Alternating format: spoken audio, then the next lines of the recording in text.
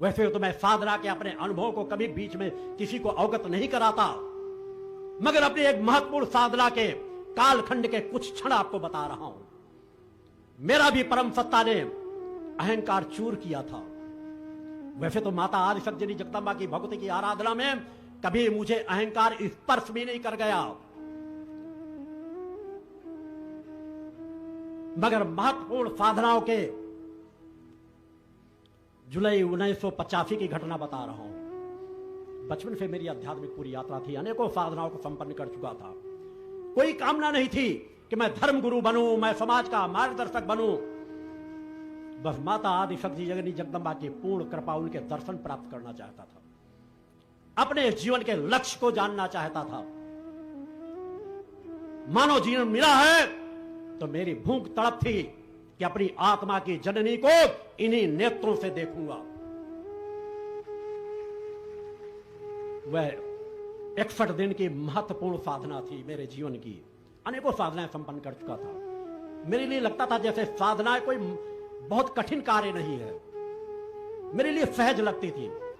जब भी चाहता था 2 साल 3 साल के अनुष्ठानों को, 11 दिन की साधना, 21 दिन की साधना, क्योंकि कोई लिप्तता और किसी चीज से थी ही नहीं। जब बैठ जाता था साधना तृप्त से पूर्ण होती थी। 61 दिन की जब साधना का संकल्प लिया तो 85 में, आज से 25 साल पहले की, जहां 30-40 साल पहले की शारीरिक क्षमता भी और अधिक थी। शारीरिक क्षमता तो मैंने अपने आप में हमेशा बना करके रखी है। आज मैं उसी ताकत का जीवन जीता हूं, उसी सामर्थ्य का जीवन जीता हूं, उसी चेतना का जीवन जीता हूं। 61 दिन की महत्वपूर्ण साधना थी। 50 दिनों की साधना पूर्ण हो चुकी थी। साधना का चरम चल रहा था। कुछ लोग ही उस साधनाओं के साक्षी थे, जो एक एकांत स्थान में चल रही थी। बाकी वहां से 1-2 किलोमीटर पर गांव थे, मगर उस जगह लोगों का आना जाना कम था। हमारा एक तालाब के ऊपर एक मकान बना हुआ था।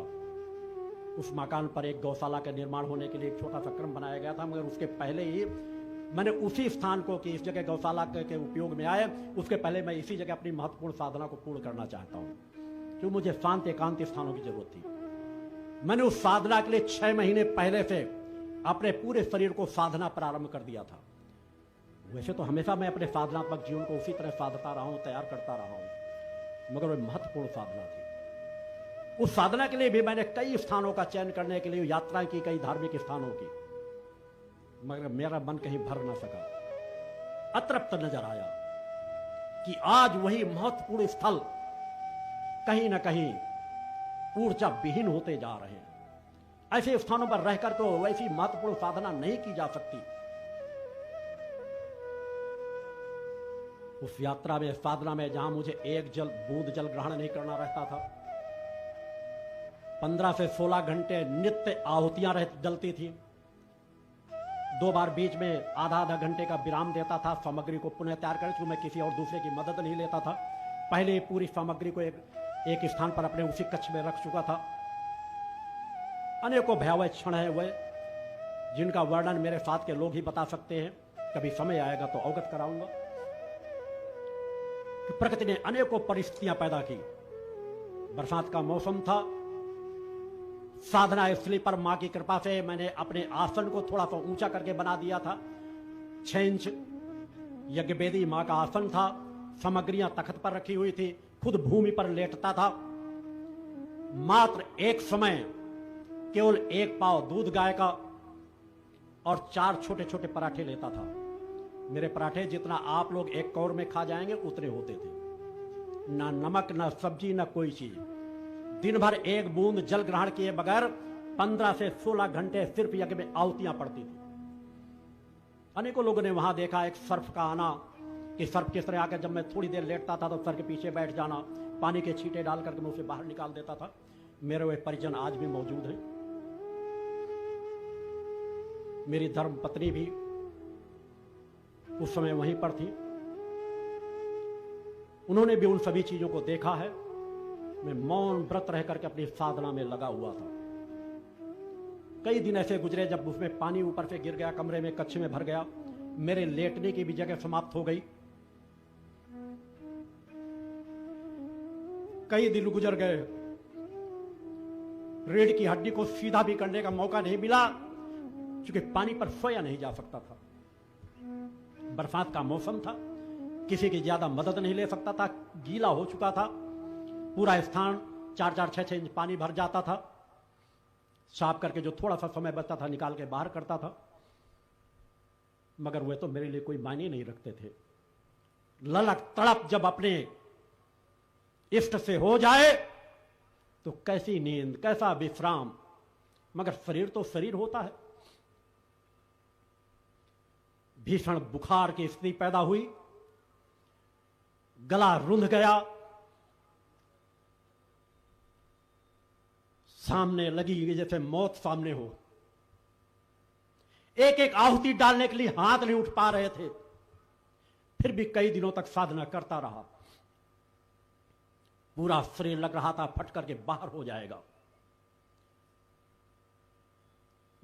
एक दिन ऐसा भी आया, 3 बार स्नान करता था, चाहे बुखार हो चाहे कुछ भी हो। प्रयास करके आसन तक तो बैठ गया जाकर, मगर हाथ उठाने की सामर्थ्य नहीं थी। 15 घंटे हवन करना था, न करता तो अनुष्ठान खंडित होता।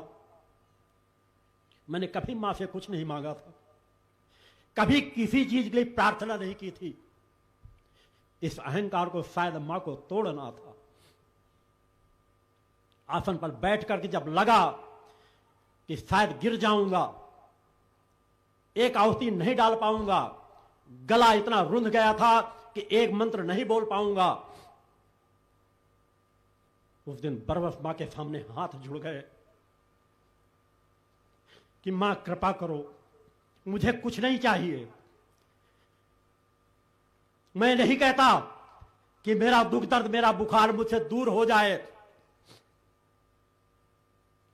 एक पल की भी अपने किसी कष्ट को जो आप मुझे देना चाहती हैं या मेरे किसी कर्मों से मुझे प्राप्त हो रहा है, मैं उसे पूर्णता के साथ भोगना चाहता हूं और दुगना भोगना चाहता हूं।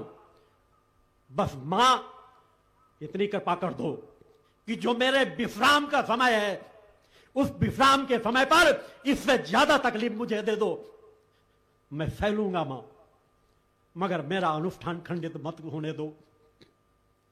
मुझे ताकत दो, मुझे सामर्थ्य दो कि मैं आहुतियां डाल सकूं। एक पल नहीं लगा उस प्रार्थना में। मां की मूर्ति पर आंसू थे। उन आंसुओं को मैंने एक बार नहीं अनेक बार हाथों से पोंछा।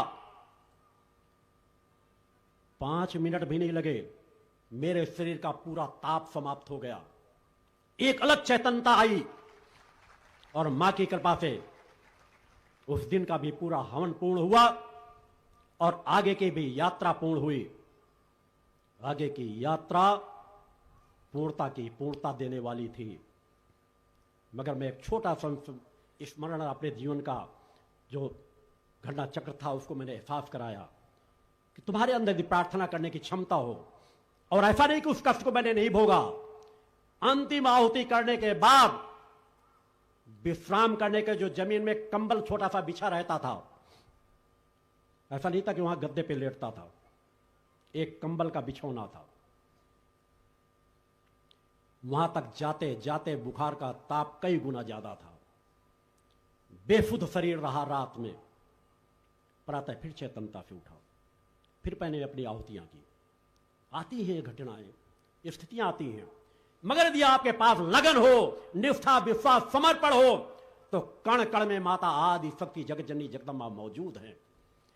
वो तुम्हारी हर प्रार्थना सुनती है, हर प्रार्थना का फल देती है। प्रार्थना में ताकत हो, निष्ठा, विश्वास, समर्पण की पराकाष्ठा हो, तो सब कुछ संभव है, कुछ भी असंभव नहीं है। मैंने वैसी यात्राएं साधनाओं में जी हैं, तुम भी जी सकते हो। केवल ललक वैसी हो जहां कहीं भी ढोंग पाखंड स्पर्श न कर गया हो, कोई लोभन न हो, कोई महत्वाकांक्षा न हो। एक बार सभी लोग अपने अंदर अपने इष्ट से मिलन की तड़प तो पैदा करो। अपनी आत्मा की जननी से मिलने की तड़प तो पैदा करो।